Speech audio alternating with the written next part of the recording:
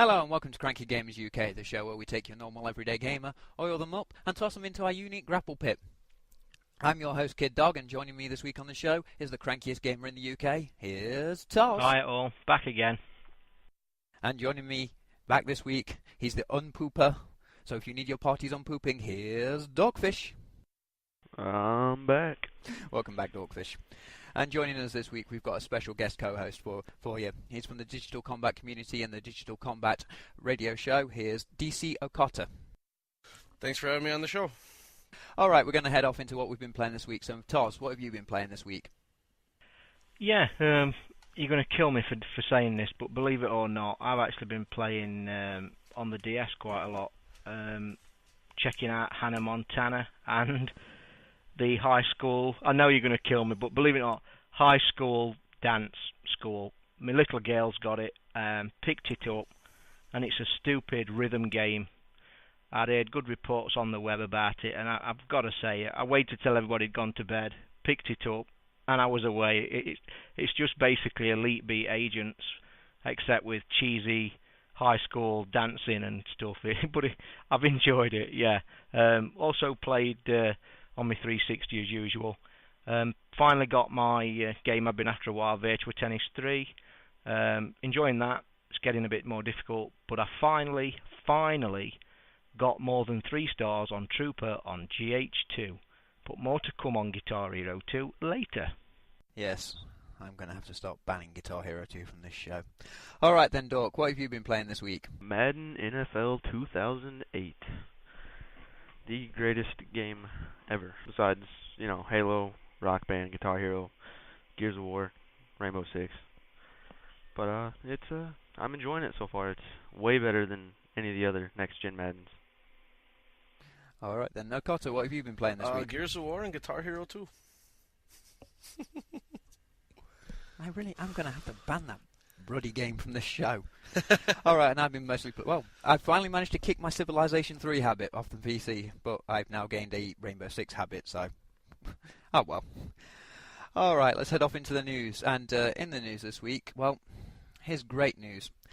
EA have announced that they're going to be shutting down servers from September the 1st. I think it's over 40 servers are going to be shut down from September the 1st. And the bad news is there's some 360 games in there. And they might have online achievements. I'm just having a look now to see which ones there's. There's Tiger Woods, PGA Tour 06 for the 360. There's another one in there somewhere. There's FIFA Soccer 06. And there's Madden FL 06 will be closed, and you will no longer be able to play them online. So, guys, how do you feel about EA shutting down their servers and not letting you play online anymore? Well, it doesn't affect me at all. I mean, I don't see why people are getting so upset about this. I mean, there's maybe 5 people total play those games.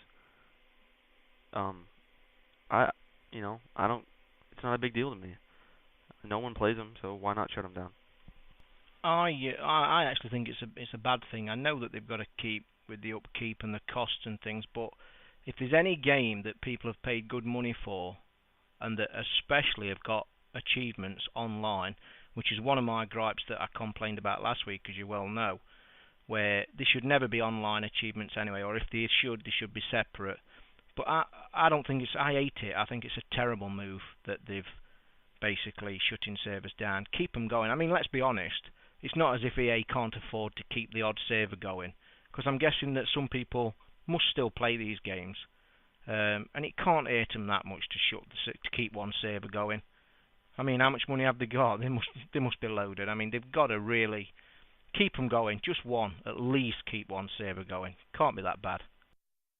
I think it's the achievements. It's more or less the whole achievement system that's causing the issue more than the server shutdown. I mean, the servers are going to shut down regardless. I mean, it's going to happen with all video games, no matter what company it's for. But the achievements, having the online achievements, I think that, if anything, make them simpler to where more of the average gamer can get those achievements, or don't have the online achievements at all. I mean, no matter what company that runs the servers, they're going to go down eventually, when the new games come out.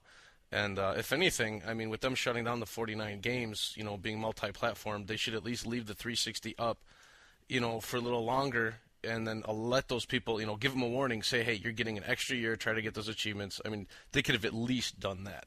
Yeah, definitely. I mean, like I say, we had a rant last week, if you didn't hear the show, and it was all about the online achievements. I'm really against it. I hate the fact that you buy a game. My last game I completed, The Darkness, over a quarter of them achievements was online. And like I say, take it or leave it now, achievements are a massive part of the 360 world. They was taken at the beginning as probably a bit of fun, but everybody knows now they're a massive part of it. And why ever, in my opinion, games are sold with achievements, I don't know how much warning they have given to people. Have they given a warning, or is there a date, or are they already shut? But in my opinion, if they've got online achievements, they should definitely keep them open or give at least a fair date to say to people, look, you've got so long to do it. I don't like it. I think EA's got plenty of money. Keep one up for me. Yeah, this article's from 1UP, and it's September the 1st, 2007, online server shut down, and as Akota said, there's 49 servers being closed down. Okay, only 3 of the games are 360 games. And it's just a bit of a bugger if these games do contain online achievements. I do worry that this might set a bit of a precedent. Alright, yeah, we do know that games will stop being used online. So long as there's warning, I guess it's not a bad thing. But it worries me a bit. Yeah, I mean, I'm guessing that they've obviously looked into it. They're not going to have just sat back, are they, and basically said, oh, bugger this, we'll shut these servers down. They've obviously looked into it, and like you say, if they have given a date, September, it's not that bad. And I also didn't know there was only that few 360 games. But all in all, I'd like to see them just keep one open. It won't kill them to do so. And I also agree with what Akota says, where I think the achievements now I think they've got to have it overall and looked into more as regards online, offline. It needs a real big shake-up. Hopefully they're going to do it, but I don't see anything in the pipeline yet. Yeah, I agree. I mean, take a non-EA game, for instance. Look at Gears of War. Gears of War has an achievement called Seriously, where you get, I think it's like 10,000 kills in ranked matches. And more games are creating these online achievements that become, I guess, such a far reach, and if you have a real life outside of your television, and for them to close down servers for something like this, and for achievements that don't seem online achievements that don't seem to be any easier, it seems like it's more frustrating to the gamer, to the person who wants to get those points or whatnot. I mean, and most of these things are ranked games. I mean, personally, I prefer to play with my friends. And instead of a bunch of people who are going to scream at me or, if you will, teabag me when they kill me in one of the games. And they do not allow you to bring your friends into these ranked games. So if anything, I think the achievement system overall should be looked at by multiple companies. So even if EA decides or another company decides to take down their servers after a certain amount of time, these achievements have had plenty of time to be sought after. Do you actually think Microsoft have had any say in this? As regards, I mean, they probably haven't because there's only 3 games, but Microsoft somewhere down the line must have some kind of say in it, really, because it's their achievements. But just going back to you where you're on about the ones where you need 10,000 kills. I mean, there's a few games with that, and I mean, let's be honest, it has got to be a joke. I mean, who in the right mind stands on that game to get 10,000 kills? I mean, it is ridiculous. It does need an overhaul, needs looking at. I know we're moving away from the subject slightly, but yeah, it needs looking at, definitely. All right, well, let's move on from this server shutdown. I think it's going to be a contentious issue. I mean, it happens, so, it's just one of those things. It's unfortunate, but it happens. All right, then, moving on. Some good news for Okota, because he's joining us via his Mac. EA makes good on Mac gaming. Mac gaming may be the punchline of many PC gamer jokes, but it's kept alive by a handful of Mac OS publishers holding out. You can pick up World of Warcraft, The Sims, Doom 3, and Civilizations. But EA's been pledged to bring some games up, and they're going to be releasing, or have released, I'm not quite sure, depending on which side of the pond you're on. Madden NFL 08, Harry Potter and the Order of the Phoenix, Command & Conquer 3, Need for Speed Carbon. So, guys, what do you think to gaming appearing on the Mac?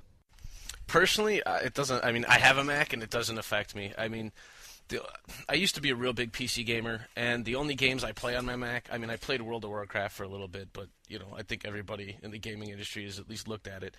I did that a little bit. Unreal Tournament, they've came out for Mac just as well as PC.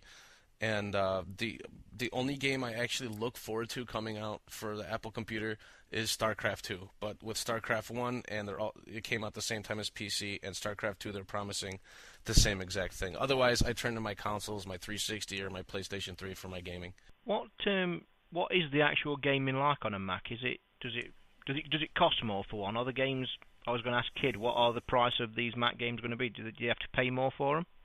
No, I should imagine that they're about the same price. There's no price listed on the article I'm looking at, but I should imagine they'll be about the same as a PC game. Well, the yeah. games I have and I have played were the same exact price. I mean, it was $49.99 when the Unreal Tournament, when I got that, which was the same as the PC version. StarCraft, it was a hybrid disc, so the same disc would work in an Apple as the same as a PC. World of Warcraft, same exact thing. It was a hybrid disc, and I don't know if that's just Blizzard's way of doing things, but I mean, yeah, from the games I've seen and the games I have played, they've all been the same exact price. That's good. Yeah, that's good then. Yeah, I mean, that's all right. I mean, the side note, I mean, I don't know how many of our listeners know or how many people know in general that Halo was originally meant to be a Mac-only game up until Microsoft bought Bungie. So I'd love to know how things would have gone if Microsoft didn't buy Bungie and Halo came out on the Mac. Would have been interesting, very interesting. I've heard that story. Would it have been as big as it is now? Although, me personally, I can take or leave Halo. I know that I'm probably in the very, very small minority, but Halo 3 this year is not interesting me one bit. No, I'm not big into Halo either, so... Alright then, moving on. Toz, you brought us some news stories, so what you got to tell us then, my friend? Yeah, bit of news this week that's probably going to upset quite a few of our listeners from Europe or the UK. Found a piece of news yesterday, basically coming out of Australia, where an interview had been given by some finance guy to a gaming paper, and they've basically let slip that, sadly, it looks like Rock Band will not be out in PAL areas, Australia, and further news came out that would include Europe and the UK. I'm yet to confirm it 100%, but I am pretty certain this is true. The statement is basically Rock Band's delayed, will not be out in the UK, Europe or PAL territories of Australia this year. They haven't penciled in the exact day, they're just saying this year. Two more points following up to that, basically a real couple of worse ones, I wouldn't say. The reason they gave first about the delay for Rock Band was purely hardware. They simply cannot get enough instruments made in a short space of time. Obviously with the USA lucky yet again, sorry guys, being penciled in for the first release, obviously they're going to need loads of numbers for that. But basically, yeah, the delay in our part of the world is sadly to do with hardware at the minute. But even worse news breaking from that was let slip. It's going to cost £175.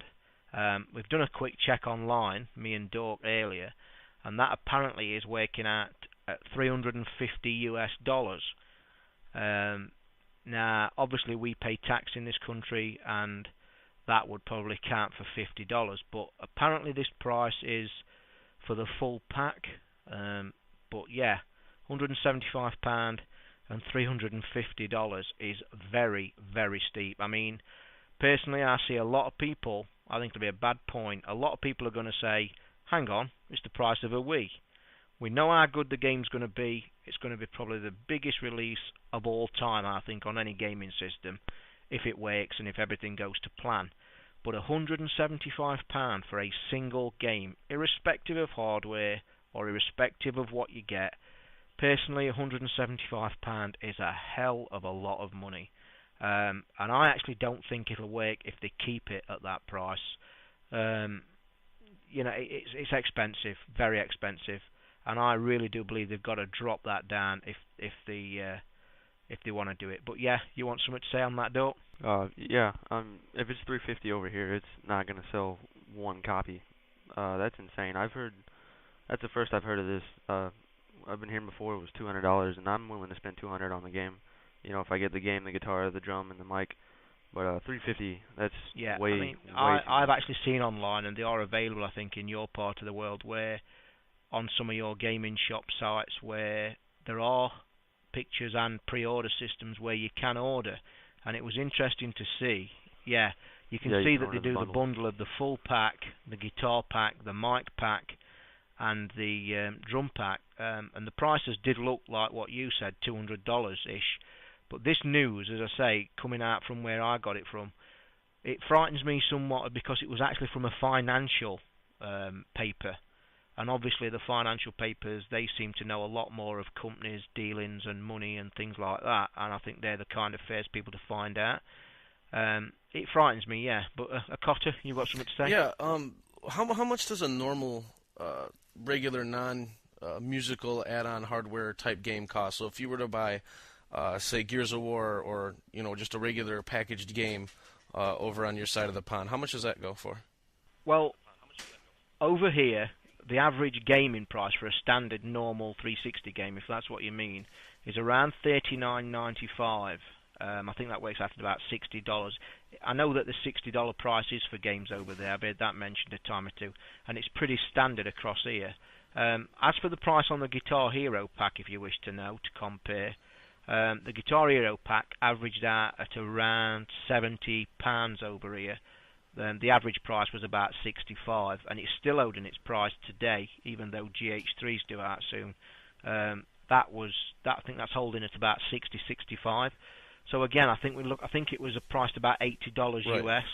But yeah, that's our packages. So for some reason, this specific game alone is extra money compared to the other games that have even come with extra hardware. Yeah, I think if you do go and check, I can't remember the gaming sites off there. I'll have to look it up, but it's pretty easy to find in the US. I think it's the 3 basic top shopping sites that you've got over there. I think the price was for just the game on its own was working out at, I think, $65. Then the microphone pack on its own was just the microphone was $29. The full pack for the whole game was $200.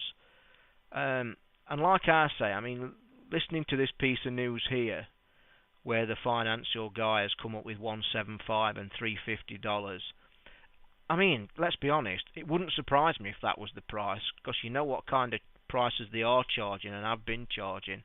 It frightens me a lot because this game, as we all know, is going to be massive on the download content side of things, where they've got bands signed up for full albums already. I think they've got about 10 bands signed up already for full albums. I mean, that is the place where they're going to make the money.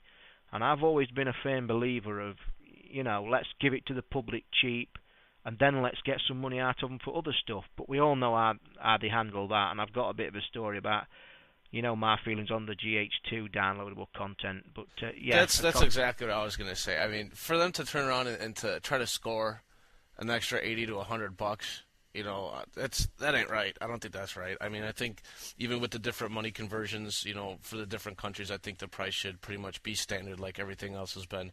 And yeah, just like you had mentioned with the Guitar Hero 2 downloads, yeah, 3 songs for $10, and you can't take them out and listen to them in your MP3 player. You can play them in that game only. I don't know.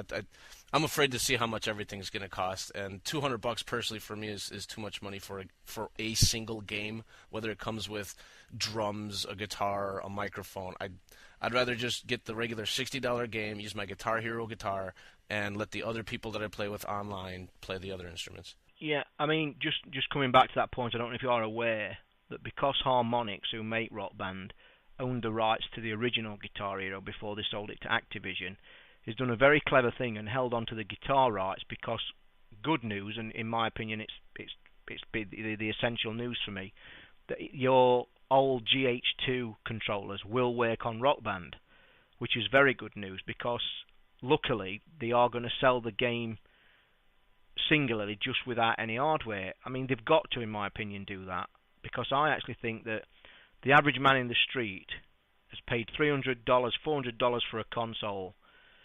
They then ask to bump up another $250, $300 for a single game with hardware.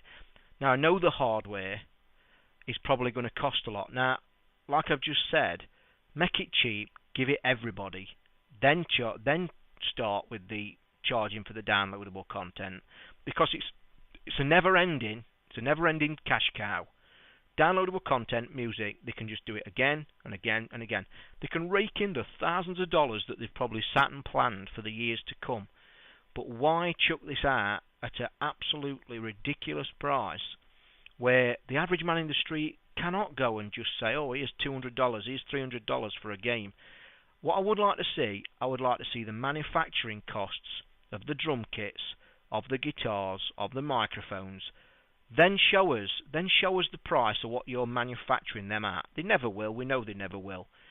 I don't mind paying slightly above the odds for the manufacturing price of the hardware. What I don't want to see, and I guess everybody else is the same, I don't want them chucking $300, 180 quid at us and say, buy that, and then we want you to buy the downloadable content. I hope it don't turn into a terrible mistake like the GH2 mistake, because Activision have killed that game stone dead for me and let a hell of a lot of people down. And in this country, with Rock Band being delayed, I think Activision will be doing a dance and a jig, because already in our household we spoke of that without Rock Band for Christmas we should more than likely buy GH3. I don't want to. I didn't want to because of the way they've treated people with the Guitar Hero 2. But now with this news about Rock Band, I just see that people are going to help Activision along the way, and they still keep pumping out the 500 points. If anybody else got anything to say on that, why I just move on to a small little story? I just wanted to say that we're talking the full pack's going to be costing the 175 quid, aren't we? The mic, guitar, and drum kit. The way it is, the $175, $350 pack is for everything. That still unclear whether it includes two guitars, because as we all know, there's drums, bass, lead, microphone. Now, I've got a feeling that it's not going to contain two guitars, to be honest. I think the full pack will basically be drums, lead, and microphone. Whether that's true, time will tell. No, that's all I want to say. I mean, if you're paying that much, that's a Wii. You can buy a Wii for just about that price, can't you? That is a console price, not a game price. Yeah. I'll say we've just said that even if this is a small penciled-in price, I think they've really got to stand back and say, look, your man in the street's going to look at this and say, this is a console. Let's at least knock it down to 150, 130 to give the average man a chance. At this, I think they're going to get a sharp shock if they kick it out at this price. All right then, Toz. What's your other thing you've got to tell us then? Yeah, just a little one that's actually going to sound very bad after all that ranting. But sadly, last night I had to give in, and this is going to kill me to say this. I did not want to say this.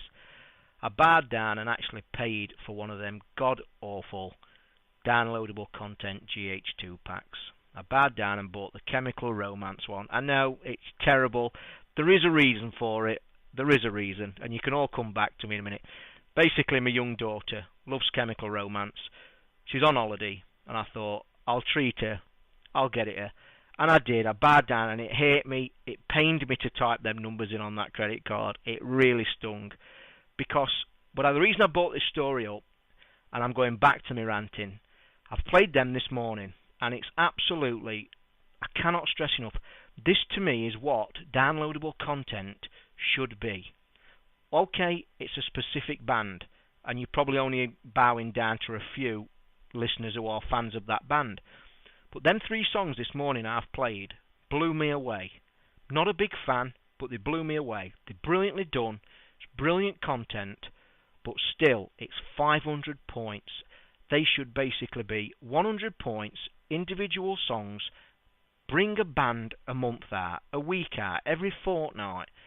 This just points to me where Activision are handling this pathetically, horribly wrong. Yes, it's 500 points, too expensive, but it's a great pack to download. The other packs were a rip-off as well. There need to be individual songs. And I'm still ranting on about this, where they've got Guitar Hero 3 due out very, very soon. And they're still chucking these packs out at 500 points. They should at least be dropping them down, because they're hoping people are going to buy Guitar Hero 3. But like I've just said about the other story, Activision will be doing a dance and a jig that Rock Band isn't making it to Europe.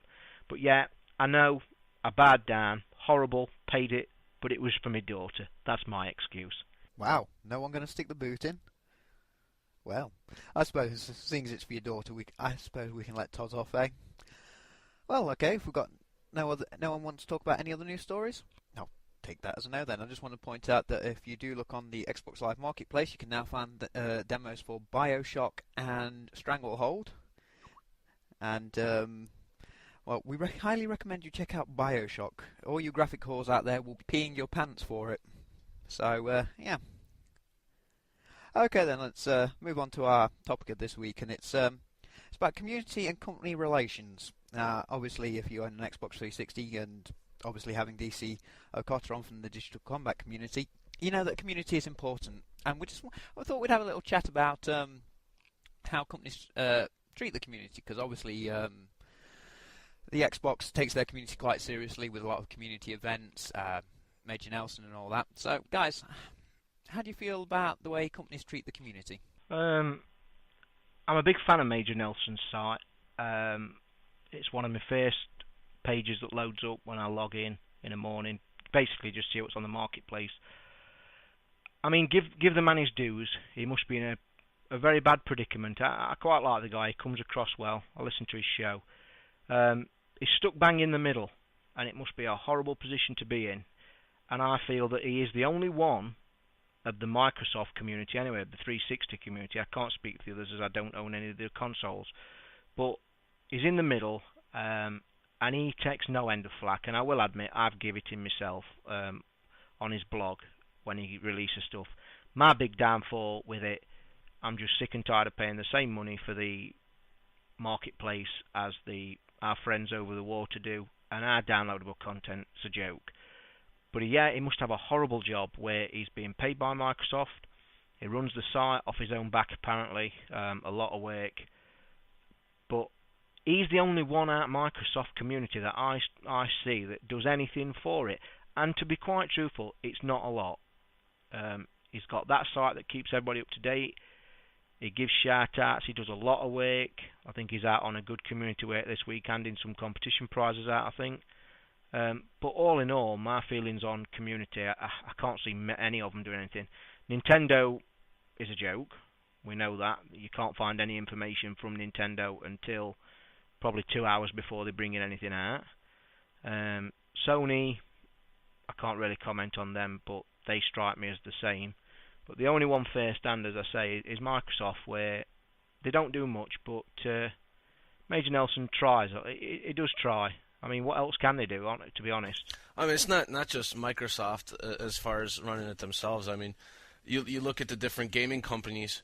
I mean, people who have podcasts, websites. I mean, we're doing this as a hobby. I mean, I don't get paid to come on your show. I don't get paid to do my show, and you guys most likely aren't getting paid for this. But if they see that you guys have listeners, and if they see that you guys are doing a show and you're taking it seriously, a lot of these gaming companies, they're going to take you out to events. They're going to, the Call of Duty event. I mean, there's a whole handful of guys who do podcasts that I talk to. I've been on their shows. They've been on my show.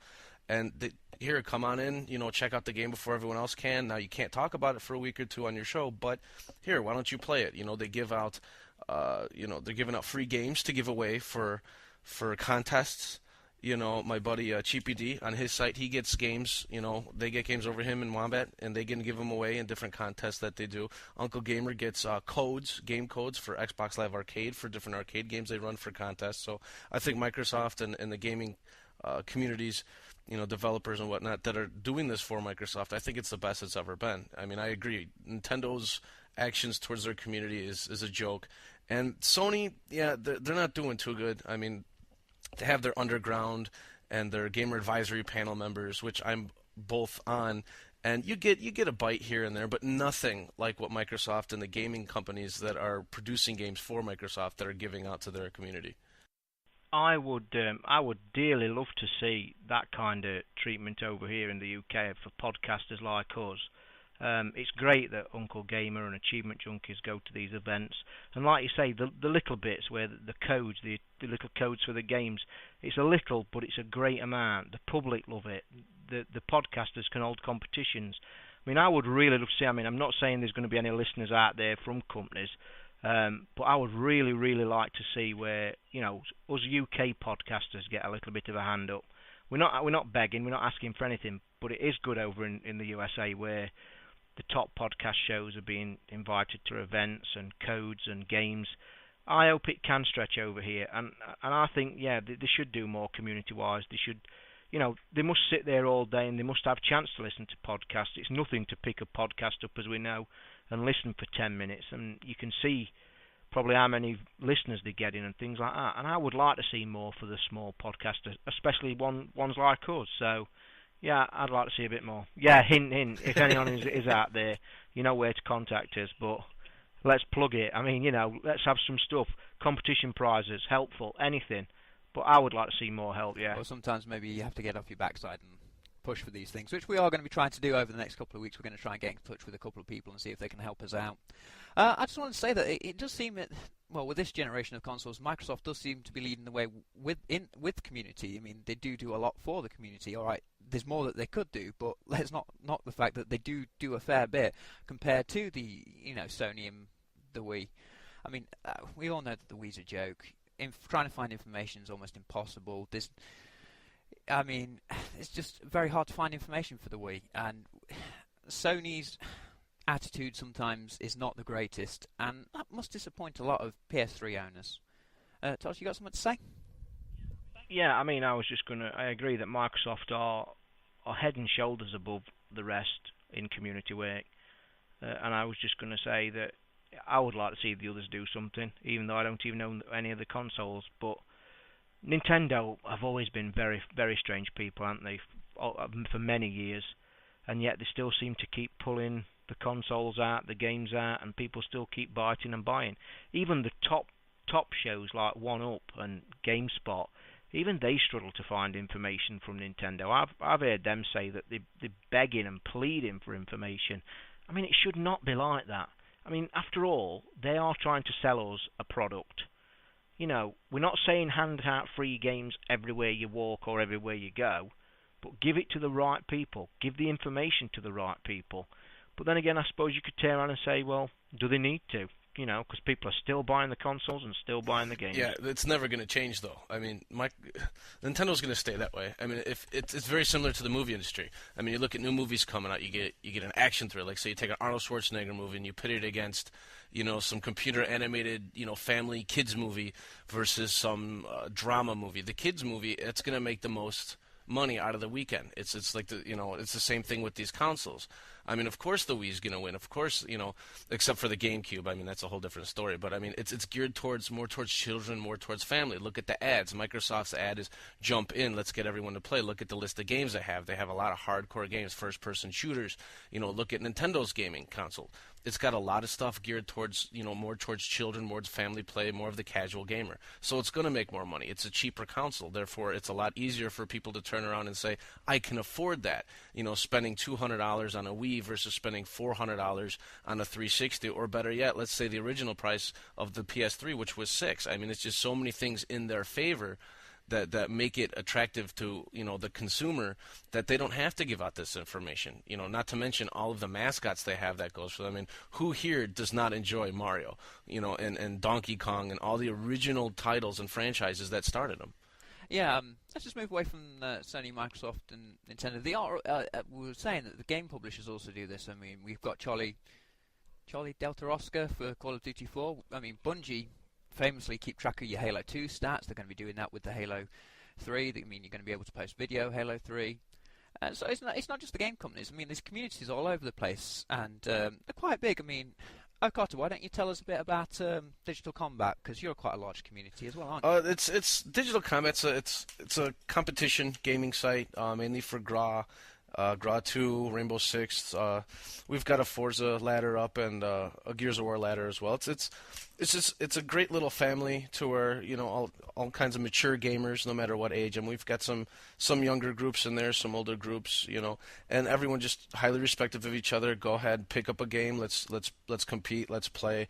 We have some contests here and there. We just finished up the Spring Bash contests for GRA 2, Rainbow Six, and Gears of War, which all had purses at the end of those. So the teams that won got a couple bucks in their pocket, or T-shirts and little giveaways, stuff like that. So it's a nice little community, small little family, so where we just get together, compete, play, have a good time, and if you're into hardcore competing, hardcore gaming, team gaming, things like that, check it out and sign up, join a team or form a team over there, and see how your team fares. And do you get any community help then from any of the from Microsoft or anything like that? No, we're a pretty small community. We've only got a couple thousand people in the community, and the podcast isn't exactly real big because it's pretty much geared towards that community within itself, the hardcore competition community. I mean, the first half of our show is usually digital combat news, with the second half of the show being more or less gaming news or community news all around.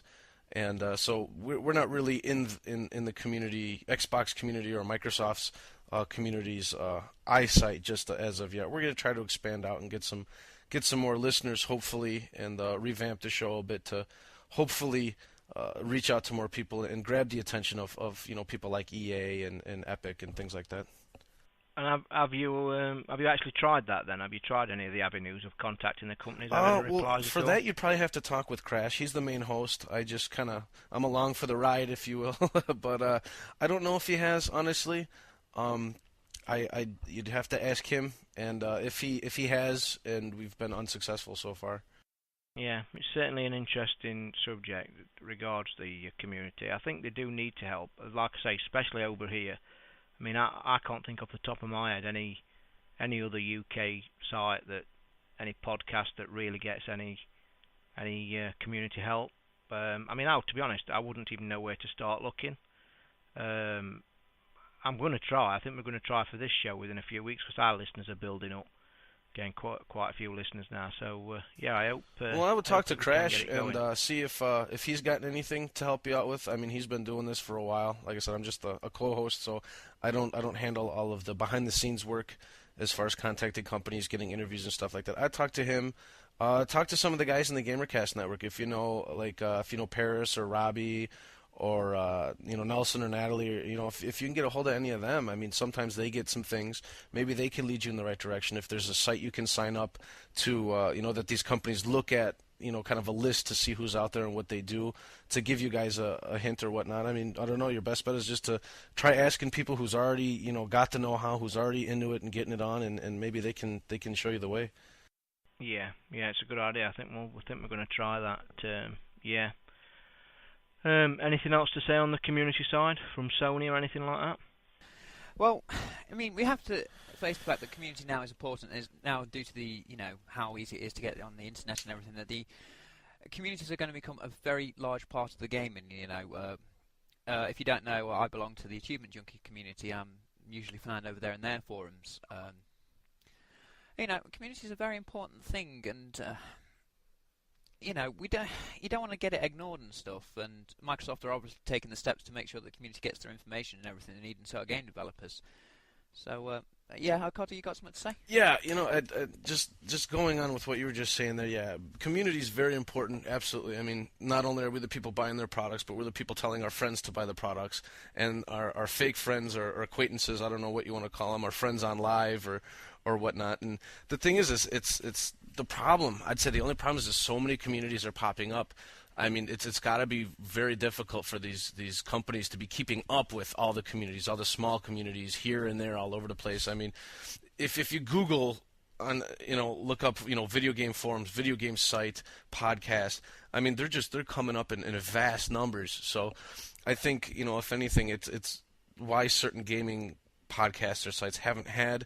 I don't want to say handout, but like a little game here to give away or try out or something to speak about. I think it's because there may be so many out there that it's kind of hard for them to keep a track of who's out there. And I mean, they got to have somebody who they're not just going to say, okay, well, here's a community, let's just toss something at them. I'm pretty sure somebody has to go through, listen to the podcast, check out the site, and see if it's something that they want their name to be brought up in. I mean, if it's a podcast where everyone's swearing all the time and talking trash all the time, I mean, if I was a developer, I wouldn't want my name attached to that podcast. I wouldn't want them to say, oh, and Okada Gaming gave us this, and they're so cool, and then they just continue to go on their ways. So I'm pretty sure it takes some time, and they've got to be made aware of who's out there.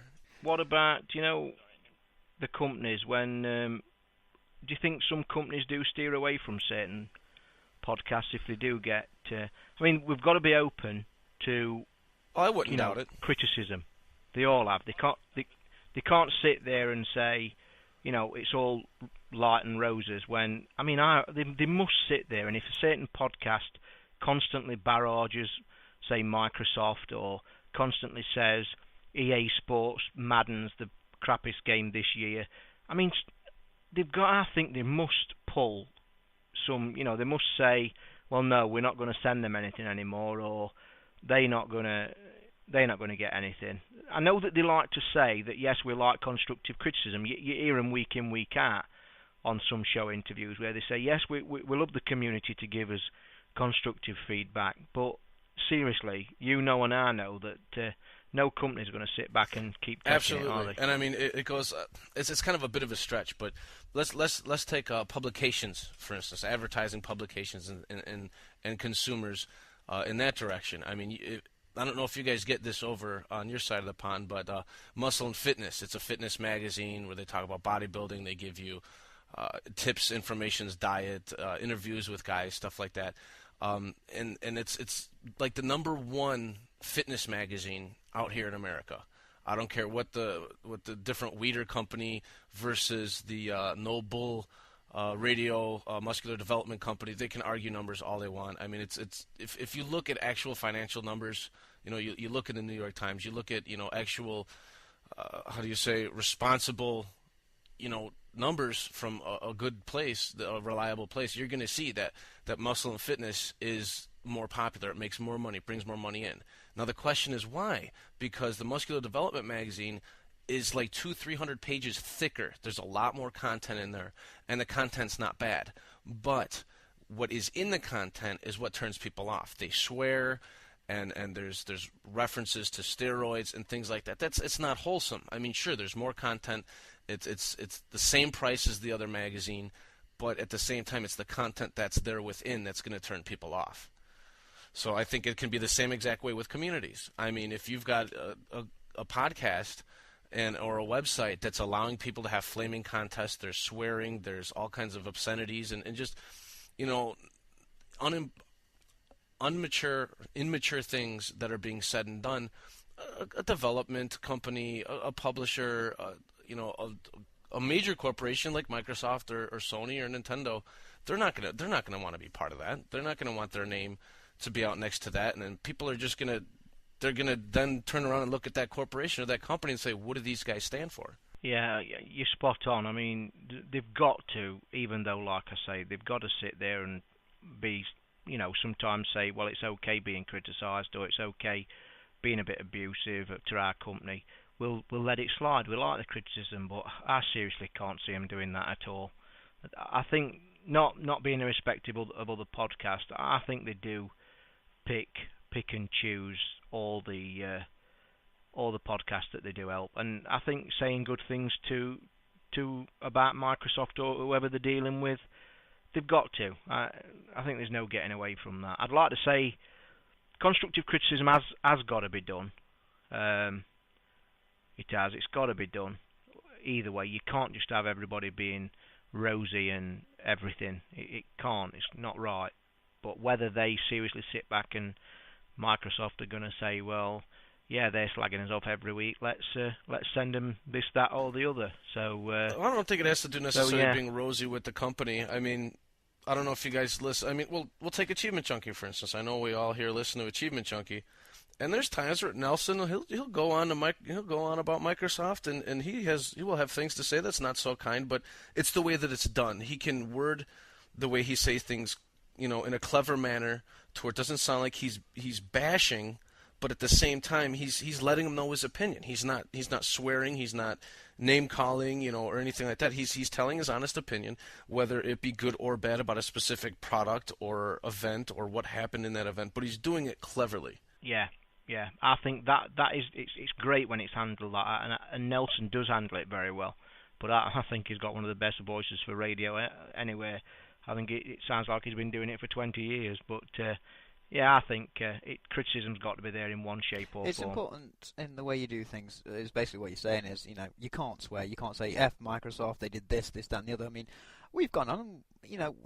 I don't want to say we moan, but we do discuss and we do go on about the faults. But we also praise them where praise is due, and it's all down to how you do it. No one is going to sponsor, as you said, no one is going to sponsor anybody that's F-bombing left, right, and centre and flaming left, right, and centre at all. But I would just like to say though, yes, we are obviously classed as moaners. I mean, we do moan. I would hate to think that if one day we're lucky enough to have any of the companies or gaming companies, say, yeah, we'll give these guys a look at and we'll send them the odd stuff. I'd hate to think that they'd say, oh, wait a minute though, they do nothing but moan and slag us off. I would hope they would see us as a good criticising podcast that's trying to do good, that's showing the companies that no, we don't agree with this, or this is too expensive, or this game's not quite up to mark. I would hope they would see that as positive rather than negative. Or even if they disagree with what we say, at least they could offer someone up to come on the show and say, this is why we've done this. This is why. Like Guitar Hero 2, for example, they could have someone come on the show and say, this is why we're asking 500 Microsoft points for these 3 songs.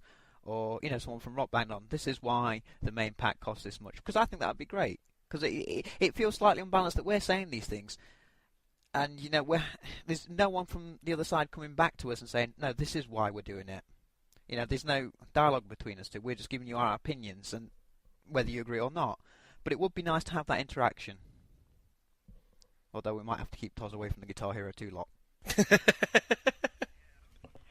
No, but I'd love them to come on here. I would dearly love Activision to come here and say, let's have an interview. And I would love to sit there and say, okay, guys, you give me and our listeners the reason why you are charging 500 points for this downloadable content when this has been probably the most talked about content ever to be released on any console. And it has. It's still uproar today. And I would dearly invite them to come and say to me, give me the answer, why you're charging 500 points. And I hope that's the kind of... And I think it would benefit everybody. Get Activision here and let's see you stick up your side, because they certainly have hell not even been on their official forums about Guitar Hero 2. Still, to this day. Which, to me, I hate that fact. I think it's appalling. That is not good community management. They do need to get onto there and explain themselves. Well, I think they're doing it because they know they're wrong. And they can't, they see the community does not want that. They don't want to pay that for that little content. And I think they figured out and said, oh, crap, we screwed up. And they don't want to turn around and turn tail. Let's say you're in charge of Activision now, and obviously they sat around a table trying to figure this out. They've seen the backlash from the two first packs. And they must see the backlash, and they must now be sitting and saying, well, wait a minute, shall we just knock them down to 400, or shall we apologise and say, yeah, we've priced it wrong, here's 200, or no, here's the 3 tracks split up? Or what would their reasoning be as regards keeping them at 500? Not only have they kept it at 500, they snuck one in the back door at E3, which was unbelievable. And now they've chucked another one up, which sadly I bought, which is even more waste than anything I know. But I can't see their reasoning by it, and I would really love an answer. Just one answer. You tell me why they're still 500 Guitar Hero points. 3? Yeah, but that doesn't make sense to me. That doesn't make sense at all. That is even more opposite. To me, I'm Activision. Guitar Hero 3 is out in 2 months' time. Right, guys, get on Marketplace. I want these 500 point packs. I want them down to 100 points a song. I want them split, and I want it now, because in 2 months' time, Guitar Hero 3's coming out, and they're going to buy the lot again, and we're going to have them again. I just can't understand it, and it's so infuriating.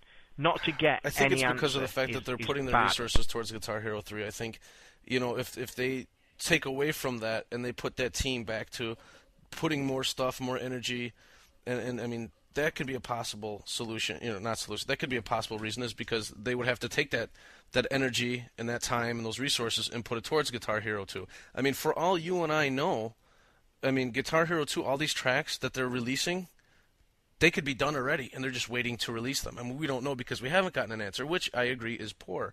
The other reasoning behind it is because of the fact they said, okay, guess what? We screwed up. This is what's out. This is what we got to deal with. Let's fix it. And they go to Microsoft, and Microsoft says, well, you made that point. What are we going to do? You already changed it. We're not going to change this back now. So, I mean, who knows exactly who is at fault for this? Is it entirely Activision's fault? Or is it partly Activision and Microsoft? Because we haven't heard anything from either side of it. We don't know. And I know Microsoft always states... No, I mean, sorry. If you couldn't... I mean, I got well into this subject when it first came out. I don't know if you know that when it first came out and all the rubbish hit the fan as such, on Major Nelson, which obviously was people's only chance of getting to everybody... To vent their anger, he came back and made a statement that he said that Microsoft don't fix the prices. Now, I still think this is right up in the air, where you've got one time they're saying Microsoft don't fix the prices, you've got Activision saying they don't fix the prices. I really honestly don't think that any of them want to stand up and openly admit and say, okay, we set the prices, we want to make money on it. Just one thing coming back slightly so I just don't lose track of thought. Do you know what I've got a really bad feeling about? And me is prime example. I've got a really bad feeling that they're sat behind that table and people are moaning but still buying them. They have got to be buying them, because there is no way Activision would sit there and say nobody's paid for this 500-point pack, so we'll keep them at 500 points. I've got a really bad feeling that I think people are still buying them. They must be to keep putting them out. All right, let's wrap it up because we've wandered a bit all over the place, and I don't know if the listeners can tell, but we're having a few technical difficulties. We've lost Dork, and it's been a bit awkward. So we'll wrap this up. I want to share the good side of community. DCR Cotter, do you want to talk about Corey Fear? Oh, I wouldn't know if that's considered a good side of the community, but yeah, Corey Fear, he's had some tragedy in life as of late. His house was burnt down, and then shortly after that, his wife's life was taken from him and his family. From what I know, and from what we've been made aware as, it was a drug addict of sorts who, for some, I don't know if he needed money or whatever, but he went and burned down the house and for some reason also shot his wife. I mean, Corey has stated he doesn't know this guy, but I guess the ultimate justice has been served. I guess it depends on whose eyes you look at, but I mean, the guy who had done the horrible act of destroying the house and taking the life ended up killing himself. I'm pretty sure Corey Fear would have liked to take that guy's life for him, but unfortunately, it's not legal, so I guess it's a good thing that Corey didn't get that opportunity. But yeah, so the good side of that, if you can actually say there's a good side, is that the DC community, we've all reached out to them. We've mentioned it on the show. We've had people call in, leave voicemails during a live show. People have called in and spread their love, showed support. There's been donations made, heartfelt notes, letters. I mean, everything like that. It's like I said, when I said the DC community was a family earlier, it feels like a family. When something like this happens, your brothers and your gaming sisters, they all come out and they show how they feel. It's not just, I played games with this guy, forget it. Everybody's showing their love. So I mean, yeah, I'd like to, Corey, I hope you hear this, man, because we're out there for you. Yeah, I've heard that story as well. It's a very, very sad story, and condolences from our end in the UK as well. Terrible story when it really does bring home that gaming is gaming, real life's a whole different story. It's, yeah, very sad. Hope he picks up soon. Yeah. Sorry. If any of our listeners want to help out Corey Fear, is there somewhere we can go on the DC Combat site to help out? Or? If you go to DCCombat.com, you go to the news and announcements section right now, there's actually a post made by DC Misfire. She had made a post which it has some explanation of things. You can post pretty much anywhere related in that thread, or you can probably put something in a lobby stating that you wanted to help out, what to do. Off the top of my head, I'm an ass because I don't have this information right in front of me. But off the top of my head, I don't have it. He has a friend who is taking emails and information to where you can send gift cards to numerous places to help him, try to get a place to live, put something back together. I mean, it's funny because he jokes saying that he doesn't have a 360, can't get on and play with his brothers and sisters. But I mean, I'm pretty sure the guy needs furniture, groceries. I mean, yeah, he's got a job, but it's got to be pretty hard to put all this together. So just, if you go to DC Combat site, go to the news and announcement section, there's a thread made by DC Misfire, and you can post on there, and they'll point you in the right direction. See, that's why I say it's a good side of the community. People are coming together and to help Corey Fear out over this tragedy that's happened to him. And I know, like Toz says, from our end, we hope you get back on your feet soon. So I encourage any of our listeners that want to help to go over to DC Combat and help out. All right, let's move on. It's a bit awkward to move on from something so sad, but all right. There's no rant of the week this week because we've had DC Okata telling us about Corey Fear, so I'll be back next week. All right, I just want to handle a few shout-outs here. So I want to give a shout-out to Earl Nuisance and Captain Kramer because they went to leave us iTunes reviews, and unfortunately because they have no account there, they couldn't. So thank you, guys. I also want to give a shout-out to Okan, who left us an iTunes review on the US site, and also like another shout-out to James from the Weeds podcast, who left us a review on the UK website. So thank you, James.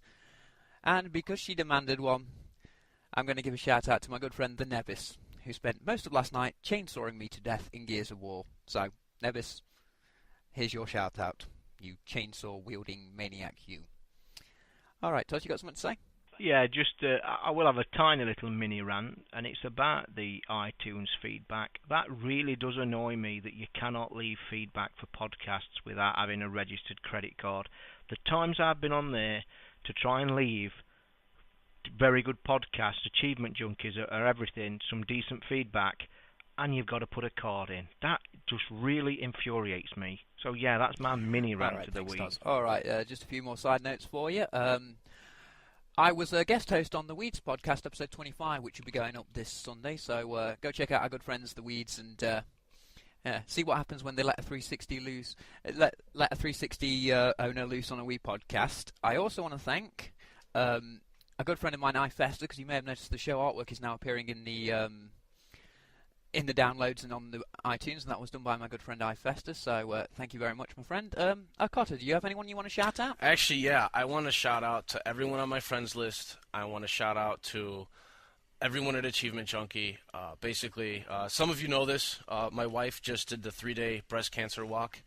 And I've seen nothing but love, nothing from support, whether it be messages wishing her luck, the people who had donated anything from $5 and up. I mean, for something such a good cause and to receive such a response was amazing. A special shout out to Nelson. He put it out on the show once. I want to thank everyone for the compassion that they've showed for something this important.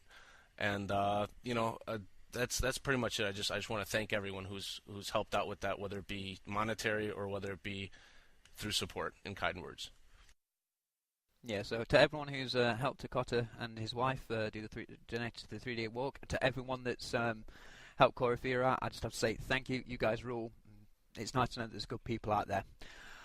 All right, well, that's it for this week. Like I said, it's been a bit all over the place. We've had a few technical problems, and we've been having to help Okata set up Audacity on a Mac, which is quite interesting, seeing he's the only Mac user here. If you've got any questions or comments for the show, you can contact us at crankygamersuk@gmail.com. We'd appreciate feedback, good or bad. If you love the show, tell us. If you don't like the show, tell us why. Or if you want any information on, Digital Combat, helping Corey Fear out, or anything like that, please contact us, and we'll send you the information out. So, in closing, I'd like to thank, I would thank Dorkfish, but he's unfortunately dropped out, so he's probably off playing Madden right now. I'd like to thank Toz for joining me this week. Yeah, cheers, and I'd like to just pass on as well. It's been great having you, Cotter. It's been a All good right, one. and I I'd wanna like to thank you guys all for the way having me. from Chicago. Well, anyway, as I was going to say, shut up. I'd like to thank direct and live from Chicago, DCO Cotter. Thanks very much, man. Thank you for having me. I've had a blast. You guys make me smile. And hopefully you'll come back on the show at some point, and it might go a bit smoother. Anytime. Now that I've got everything all set up, anytime you guys want, I'm here. All right, thank you very much. I'll touch wood on that, so hopefully this will work, and hopefully next week we'll have no technical issues. And before I go, those of you who listened to last week's show, remember I called out my good friend Philonzo to have a one-on-one Rainbow Six match. Well, we've had that match, and in short, I kicked his butt. And I'd like to thank my good luck charm, Mrs. Philonzo, who, when she woke up from a nap, lost 14-0. So, thanks very much, Mrs. Lonzo. All right, guys, you've been listening to Cranky Gamers. I've been your host, Kid Dog. And until next time, stay cranky.